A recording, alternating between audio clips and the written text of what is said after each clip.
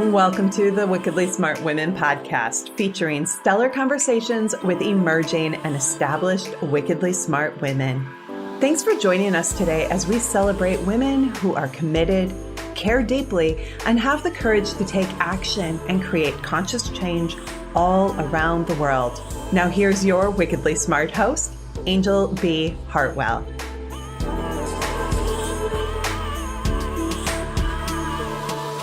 Welcome to another episode of the Wickedly Smart Women podcast, where we celebrate wickedly smart women and provide our listeners with a wealth of wisdom, along with immediately actionable steps to be smarter, spunkier, and more successful in their impact and their leadership.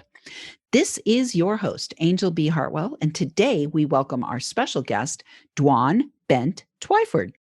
Dwan started as a broke single mom.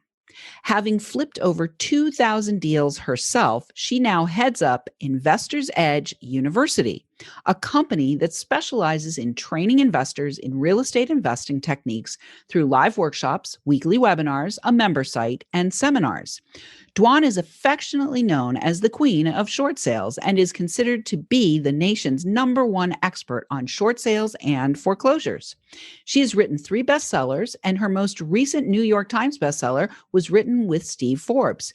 Dwan also has a podcast called The Most Wonderful Real Estate Podcast Ever, and I am very excited to bring this very sparkling, very pink, very delightful Dwan to the Wickedly Smart Women audience. Welcome to the show, Dwan. Hey, thanks for having me, Anjel. I'm so excited to be here today. Well, I am really excited that you're here as well. And I want to hear a lot about what was it like being a broke single mom and what got you moving out of that and into money-making momentum. Well, I had one of those like life crashing situations where I was sort of forced to sort of step up and do my own thing, or maybe just like cave in and go get a job and raise my daughter. So I had waited till I was a little bit older. I had my daughter when I was 30. I was married. I thought, I'm going to be the Girl Scout mom and the homeroom mom and the cookie mom and, all the mom, that does all the fun stuff. And when my daughter was only 8 months old, my husband and I had a pretty dramatic split up. And I swear, I tell people, I swear to God, he left with the money, the car. I had $75 in my purse. I'm in an apartment, but I have the baby. And I was like, okay, well, now I got to put on my big girl pants and I have to figure out what to do. So, you spend like a week or two kind of licking your wounds. What happened? Why is this person gone? We have a baby, and I just really started thinking like, okay, I'm 30 years old now and I don't want to raise her in daycare. And I want to work for myself, but I don't know what I would possibly do because I was planning to stay home and, have babies. So I just really made a decision that I wasn't going to raise my daughter in daycare. That was really the defining factor, was no daycare. And there's nothing against people that do daycare. I'm not ever begrudging that, but I waited till I was 30. I had this plan and I still wanted to do that, but I needed to earn income. And that was kind of my moment where I thought, okay, I'm just going to go out there. I'm going to figure something out. I'm going to make it happen. And I'm going to raise this kid by myself and screw him. And that's it. Well, so what I want to underscore there for the listeners is that you made a decision. Mm-hmm. And you made a decision aligned with what you really chose for yourself was valuable. So, I had a little bit of a similar journey where my son, when he was born, it was an emergency C-section. I had spent many years working, but when he was born, I got clear pretty soon thereafter. And certainly after I got divorced from my first husband, I call them husbands. I've had 2. Oh, I love that, husband. Okay. Yeah. I have 2 of those. Yeah, I have 2 husbands. I have 2 husbands. When I made the decision to get divorced and then ended up a single mom as well, I also was just really committed to, okay, how am I going to make this happen in a way that I actually can fulfill my own desire to be present, to be the mom with the brownies at the football game and all the things. Yep. So I just want to honor that. And yes, I agree with you. People who choose daycare, it's all a choice. the important thing I want to underscore there, Dwan, for our listeners, is that you made a decision, that you took responsibility for your own creation, for creating the life that you wanted to have. So I did. Let's talk about, as you made that decision, where did you explore in order to find the monetary flow that was going to be required? So I think it's important for people to know I'm 62. Okay. So I like that look of surprise. Yay. And my daughter's 32 now. So you got to think back. And I know for a lot of listeners, they think back 30 years and they were not even born yet. But 30 years ago, we did not have the internet and we did not have the things. Like, we didn't even have pagers yet. We didn't even have pagers. Okay. So the only place to look for a job or look for anything was in the newspaper in the classified section. So I kept seeing all these ads, work for yourself, work from home, work from home. And I would go to these meetings. And at that time, so you're looking at, like 90, everything was a multi-level marketing meeting at a big hotel with 2,000 people there. And I was like, ah. So, I mean, I'm smart enough to understand multi-level marketing. It can be a lot of money. I'm in a few things where I've made money over the years. And so I take all my supplements and stuff. But I thought, no, I need something I can do right now. And I also knew that if I just took like a job, I'd probably be in until she was 18 because I'd be afraid to not have a job. So this was like my make or break. So I thought, well, okay, I'm going to find something. And if I fail, I can get a job and she can go to daycare and whatever. But if I don't fail, then woohoo, And I just couldn't find anything. So, I'm living on credit cards. I am in a dark place. It's really bad. It was I look back now and I'm like, oh my God, I don't know how I survived. So I meet these guys and they're at one of the meetings and they say, well, we're real estate investors. We buy houses and we fix them up and we sell them. So my naive mind hears we decorate houses and we sell them. And I'm thinking, I have excellent taste. I mean, look at my studio. I could decorate houses for a living. I'm going to become a decorator. I'm going to flip houses. And I had no idea that rehabbing and decorating were not the same thing. Like, no idea. So of course, back in those days, you had to physically drive to the courthouse up in West Palm Beach, Florida. I had to write all the addresses down, use those big map books and find everything. And I literally went out and went door knocking with a baby on my hip, knocking on doors, thinking I was going to find someone in foreclosure. They'd move out. I'd move in. I'd decorate this house. It'd be spectacular. And I was going to make money. And it was going to be that easy. You had quite an imagination, Dwan. That was good imagination. Well, I think my biggest asset was I was so naive. Sure. If I had really known what living in a rehab and rehabbing and what all that was, I'm not sure, honestly, that I would have been brave enough to take such a big risk. Sure. Tell us about your first deal. Like, so you're doing the things to get to the deal, to the deal. I'm knocking on doors. You get to the deal and discover it's not about decorating. Oh. So tell us about the first, because the first deal could have made or break you, could have been a make or break too, right? It's funny, Angel. Back then, I did not know what a hoarder was. Oh. I'd never been in a house or heard the word. I did not even know what hoarding was until those TV shows came on about hoarders, which are like in the last, decade or so. So my first house, she was a hoarder, but I didn't understand. I just looked in the house and there was like a trail through the house and it was just to the ceiling and the floor. And I was like, oh my gosh. So I couldn't even really see what was behind all of that. And so I never forget Barbara. Her name was Barbara. So she is in foreclosure. She's losing her house. Now I'm just going through this divorce and I also lost the house. So like, I feel this woman's pain, and we make a deal. She's going to move out. I'm going to live there. I'm going to clean it and I'm going to fix it up and I'm going to sell it and we're going to split the money.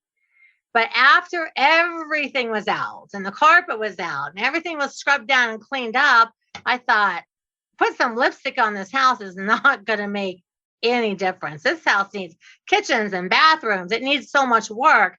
So now I remember talking to my dad on the phone. I'm like, I don't know how to do all that. What am I going to do? He's like, I don't know, hire some handyman. I'm like, hire a handyman with like what money? So I legitimately started going to Home Depot and I took those classes and I would go. And I remember my very first class, my first Home Depot class was on a Saturday and they were teaching people how to lay tile. Now laying tile is like not for a first time person. Yeah, it's no joke. Laying tile's no joke. I took the class. I went and I measured the kitchen. I went back and said, I need this much tile and this much grout and spacers.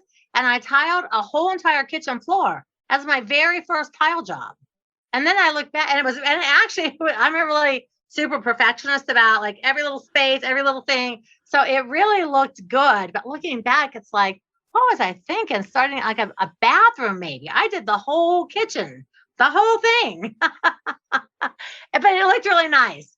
So then I did the bathrooms and then I learned how to put in toilets. And at night when Ayla would be sleeping, I would be putting together kitchen cabinets and screwing cabinets together and making screens for the windows. And I would just be working on all these things. And I rehabbed 90% of the house by myself. I had to get a little help with the electrical. I still to this day, I just don't get electricity. I still find myself, I get shocked. It's like, okay, I don't know what I'm missing here, but it's not there. So electrical, but I can do plumbing. I mean, it's amazing. I was just in my own house here last week. My sink, something happened to my sink. My husband was out of town. I was like, I just got under there and fixed the sink. And my mom's like, what are you doing? I'm like, fixing the sink? I don't know. I fixed 10,000 sinks in the last 30 years. Why am I calling a plumber? So the house got done and it really did look good. And it's funny, I look at your background. In the late 80s, early 90s, mauve was like the hottest color. Mm. So everything, I had the custom made blinds, everything was mauve. The paint, the carpet, like mauve everywhere. Because that was my color. And I put the house on the market and I sold it right away. Like the second or third buyer came in and bought the house. And I made $22,000. You go, girl, in profit. And I was like, oh my God, I have $22,000 in the bank because I had never even had $1,000 in the bank. And I was like, oh, I'm rich. I've got $22,000. I'm rich. And I was so excited. Okay, I'm doing this forever. All right. So we are going to take a quick break, but we will be back with Dwan. And because that was so fun to hear about your first $22,000 deal, really awesome. But right now, Wickedly Smart Women, we could use your help. If you're enjoying the show and want us to stay on the air, definitely consider making a donation at www.wickedlysmartwomen.com. We'd also like to ask you to share with your lovely lady friends who you think might benefit from our content. Help a gal out and let your sisters, mothers, daughters, friends, and colleagues know about the show so that we can serve them too. I do want to say a big thank you to all of our listeners who are downloading, rating, and reviewing. We are welcoming thousands and thousands of downloads from all over the world. And I want to shout out this week to our listeners. Well, let's see, we added 2 more countries since the last time I did a show. So we're now up to 81 countries. So we're going to shout out to our listeners this week in Aruba, Sri Lanka, and Belgium.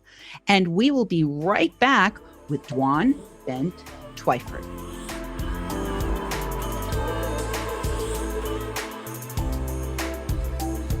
The Wickedly Smart Women podcast is brought to you by the Wealthy Life Mentor. Women, are you on the edge knowing that life is calling you to make a change? Are you ready to be part of the evolution of what it means to be a wickedly smart woman, creating your wealthy life by design? A life that is an extraordinary work of art. Anjel B. Hartwell, the Wealthy Life Mentor, is hired by women in transition. Women just like you who want to break through to their brilliance, become clear on the value of their wisdom, and embody a beauty-filled, balanced life of shameless self-expression. Discover your wealthy life readiness by taking the quiz at quiz.wealthylifementor.com.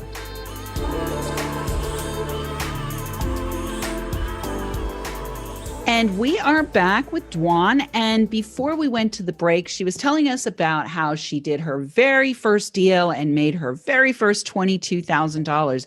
And so I want to dive in a little bit. But before we do, I want to dive into that experience of suddenly having a lot of money and making the decision to keep going. But before we do, I want to let everyone know where they can find out more about you. So you can just go to dwanderful.com, DWANDERFUL.com. We will have that for you in the show notes. And Dwan, what are they going to find when they get to dwanderful.com?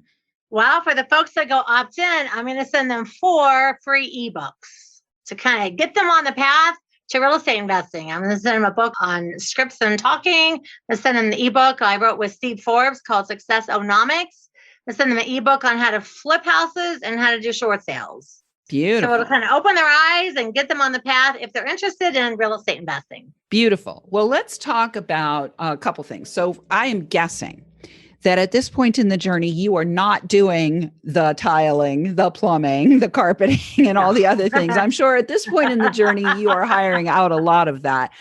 But I think I want to ask you 2 questions. The first is, what did you need to do internally to allow yourself to stay in momentum and keep going with this business, number one? And number 2, to be able to hold that amount of money and continue to expand your ability to hold larger and larger amounts of money. Because I'm guessing by now, Dwan, that you probably have a whole team and you're flipping multiple houses at once and all the things. Yeah. I'm flipping a town. You're flipping a town. Are you kidding me? My husband and I invested in a town in Clinton, Iowa. We bought 15 buildings. And we are in the process of rehabbing 15 buildings. I said, I don't know what's wrong with it. Because, we've been doing houses forever. And I was like, let's do some commercial. And over the last 2 years, we bought 15 buildings.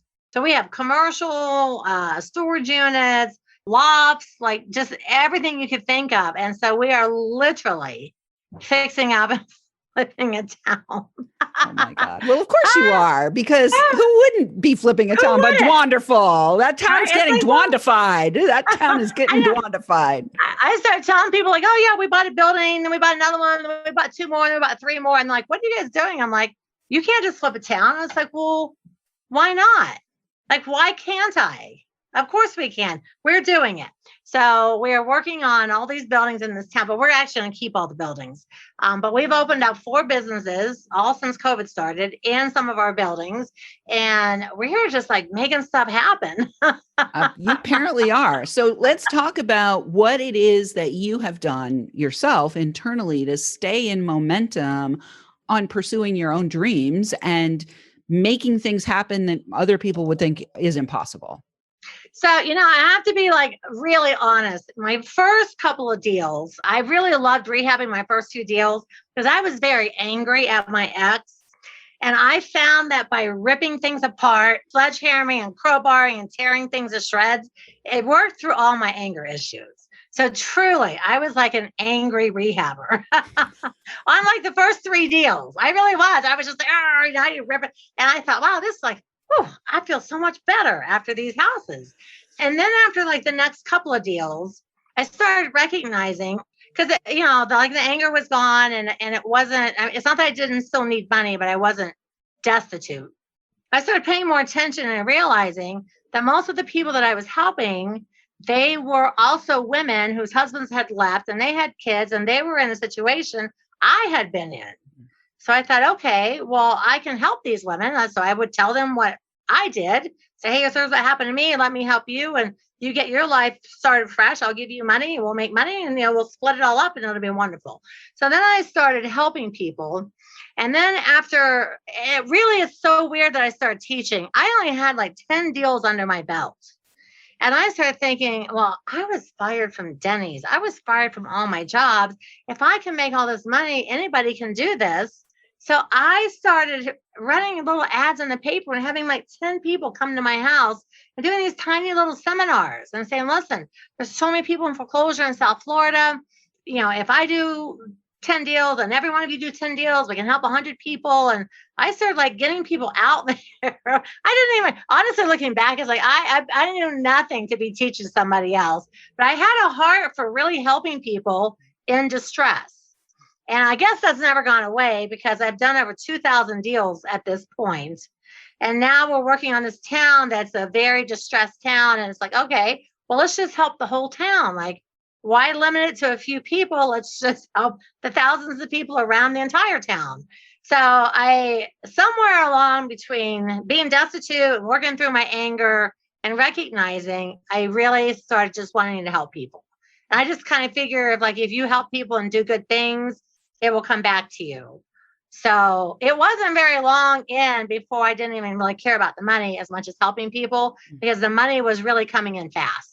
Yeah. Like really fast. Yeah. Well, so let's talk about that piece because I think it's really important. I know that many of the people who are listening to this show are either entrepreneurial or they're aspiring entrepreneurs, or maybe they're sitting in the corner office thinking about, okay, it might be time for me to quit the corner office and step into entrepreneurship. Or they've had, like I had a spiritual awakening that took me out of the real estate industry. And it was just a huge calling. Like I couldn't say no kind of thing.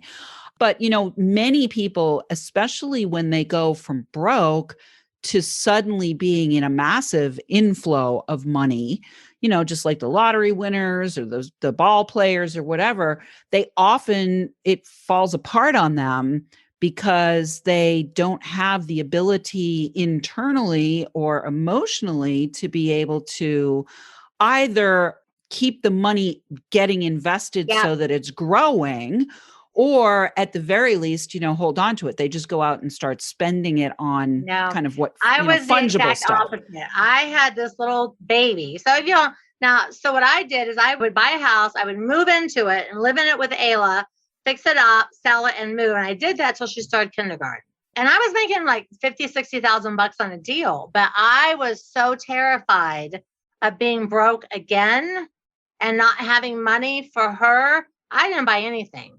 I drove an old car. I didn't buy anything. I didn't spend any money on anything because I didn't have the confidence yet that I still couldn't go broke. Like, I was doing well. I'm like, okay, I could see myself doing this all my life, making money. And like, I don't know how I would end up super broke again, but people ups and downs. And like the 2008 crash, half the people I know in real estate went broke. And I wasn't stingy because I can't stand like cheap or stingy people. I just didn't buy things. I just invested. And when I bought things, I bought a rental. And then when I had enough money saved up, I paid cash and I bought another rental. I thought, okay, if I buy rentals and everything falls apart on me, I have these rentals, I still won't, because I was still terrified of having to work for somebody else. Especially after I'd had, Ayla's in like first, second, third grade. I've had like 8 years of freedom here. So I really, honestly, I was investing for like over a decade before I bought my first new car. And before I even I bought a brand new house, I didn't want to be broke. Yeah. Well, but what I'm hearing there, Dwan, is that you were stewarding. And you weren't sitting on it. You weren't hoarding the money.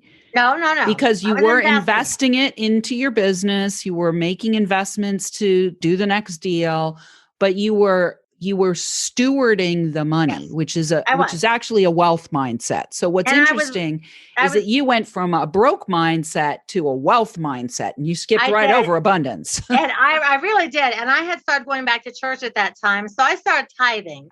And I was always tithing 10% of everything. And so, and I took my church offered a couple classes on like money management. So I mean, honestly, I had no, in my 20s, I just worked in bars.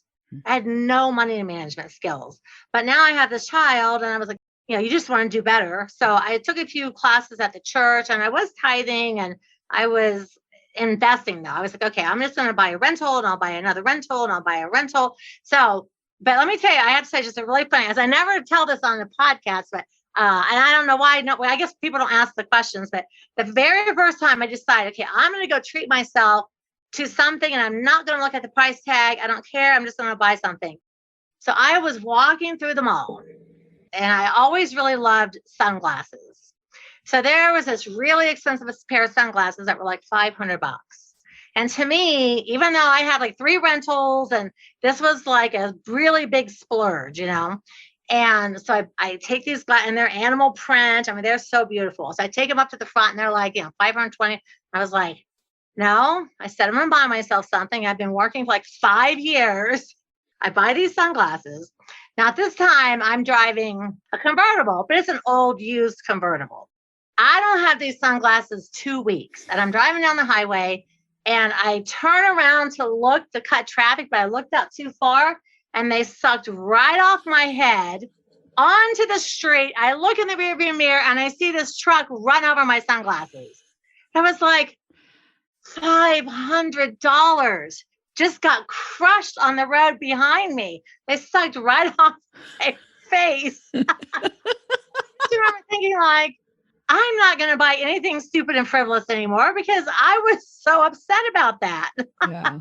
I love it. What a great story. That was my first big spend where I actually didn't look at the price tag and they were gone in a month.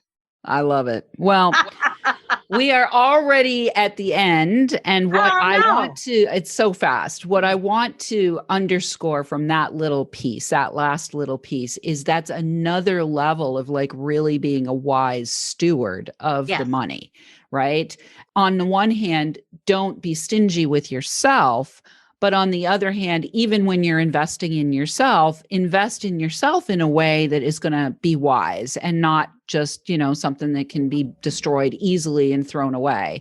So I love it. I love how much respect you have for money and for yourself and for all that you've done. It's been a beautiful, beautiful time with you, Dwan. You and I can talk for hours. You have so much energy and you're so fun. And like, I definitely am so impressed by your courage. I'm impressed by your tenacity. I'm impressed by your creativity. And I love how much of a pioneer you were as a woman in that part of the real estate industry. So I just want to applaud you. 5 claps for Dwan and her Dwanderfulness. And listeners, we do love feedback. Please let us know what you thought of today's show by calling into our listener line. We'll have that for you in the show notes. Or you can send in questions or guest suggestions to listeners at wickedlysmartwomen.com. We might even give you a shout out on the show. Thanks for tuning in. Keep your ears open. And remember, you are a wonderful woman. Thanks for tuning in, downloading, and listening. Be sure to rate and review Wickedly Smart Women on Apple Podcasts and share with other women who can benefit from today's episode. Wickedly Smart Women is the premier podcast series for informing, activating, and inspiring the leader who carries profound wisdom and knows that now is the time to welcome wealth. We welcome your feedback and guest suggestions and invite you to subscribe to our mailing list to be notified of each new episode at wickedlysmartwomen.com.